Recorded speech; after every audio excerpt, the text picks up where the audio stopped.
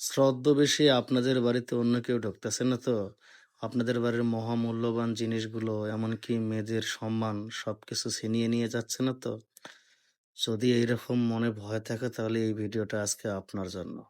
কল্পনাও করতে পারবেন না, দেখেন বহিরাগত লোক আপনাদের বাড়িতে এসে কিভাবে আপনাদের সর্বনাশ করে যাচ্ছে। আপনারা টেরও পাচ্ছেন না। আপনারা অনেক সময় বিবাহিতটা দেখে কিন্তু যেকোনো লোককে সিলেক্ট করেন। যেমন এই যে একটি কাজের ছেলে, তাকে দেখে মনে হচ্ছে সহজ সরল। ভাজা মাছটা উল্টে খেতে জানে না। কিন্তু আসলে সে হচ্ছে ছদ্মবেশী দলের লোক। এই বাড়িতে ঠিকই এসেছে কাজের লোক হয়ে, কিন্তু মোটা অঙ্কের অ্যামাউন্ট নিয়ে এই বাড়ির থেকে পালিয়ে যাবে।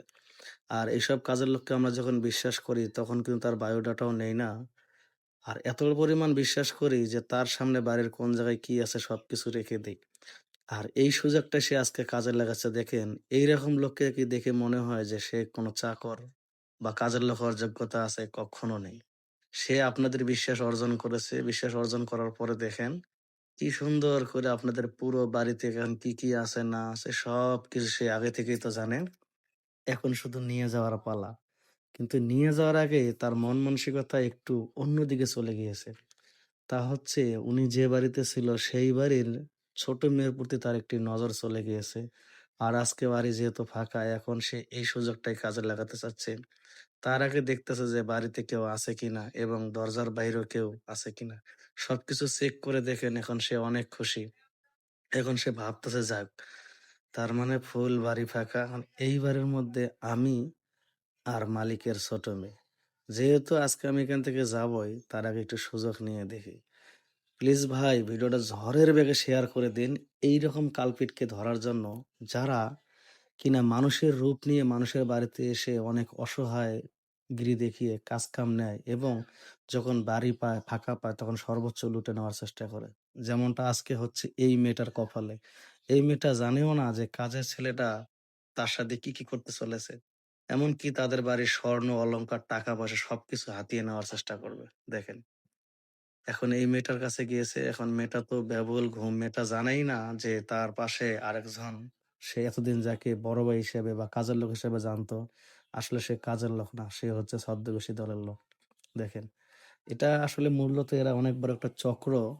এই চক্রগুলো এইভাবে ছড়িয়ে ছিটিয়ে যায়, মানুষের বাড়িতে যায় এমনভাবে মানে বোঝায় যে আমরা গরিব, অসহায় লোক। এমনভাবে কাজ-কাম চায়, সবাই তাদেরকে দেখে মায়া হয় এবং কাজ-কাম দেয়।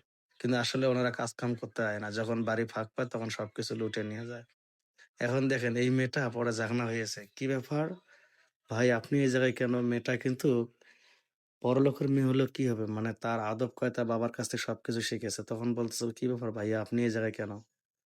তখন বলতেছে, "না এমনি এসেছিলাম। আসলে দেখলাম যে তুমি ঘুমিয়ে রয়েছো। ভাবলাম যে তোমার পিপাসা লাগে এইজন্য পানি নিয়ে এসেছিলাম।"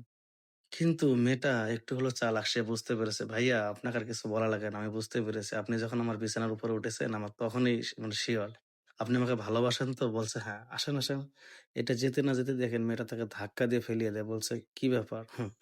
আপনি মনে করেছেন আমি একদম বোকা না? আমি বোকা না। আমি একটু হলেও চালাক ভাইয়া। আপনাকে আমার তখন সন্দেহ হয়েছে যে একটা কাজের ছেলে কখনো বিছানায় উঠতে পারে না। আপনি বিছানায় এসেছেন তারপরে বলতেছেন যে না এমনি পানি নিয়ে এসেছেন না? দাঁড়ান বাবা-মাকে বলে আপনাকে পুলিশে দেওয়ার ব্যবস্থা করতেছি।" এরপর যখন পুলিশের কথা বলছে, 999 ফোন দেওয়ার কথা বলছে, তখন দেখেন এখন এই যে কাজের ছেলে এখন সে মানে বুঝতে পেরেছে যে যদি আমি ধরা খাই তাহলে তো আমরা ছদ্মবেশী ধরার লোক, সবকিছু তো ফাঁস হয়ে যাবে। এখন সে তার কাছে মাপ চাচ্ছে যে আমারে মাফ করে দেন। আমি আর কখনো কোনোদিন আপনাকে ডিস্টার্ব করব না। বলছে, "ঠিক আছে। এখান থেকে যান, এখান থেকে যান।" এখন দেখেন আসতেছে ভাই। প্লিজ ভাই ঝড়ের গতিতে ভিডিওটা শেয়ার করে দেন ভাই। এখান থেকে অনেকজনে মানে সচেতন হবে, যারা কাজের লোক রাখার আগে যে কাজের লোকটা কিরকম তার পুরো ঠিকানা নিয়ে বা কাজের লোকটা ভালো কিনা তারপর রাখতে। এখন দেখেন ছেলেটা গালের মধ্যে থাপড় মেরে বলতেছে জিনিসপাতি নিয়ে যেতাম ওইটাই ভালো। তা না করে এখন খামাখা আরেক দিকে গেলাম, এখন সবই হারাইলাম। আল্লাহ হাফেজ।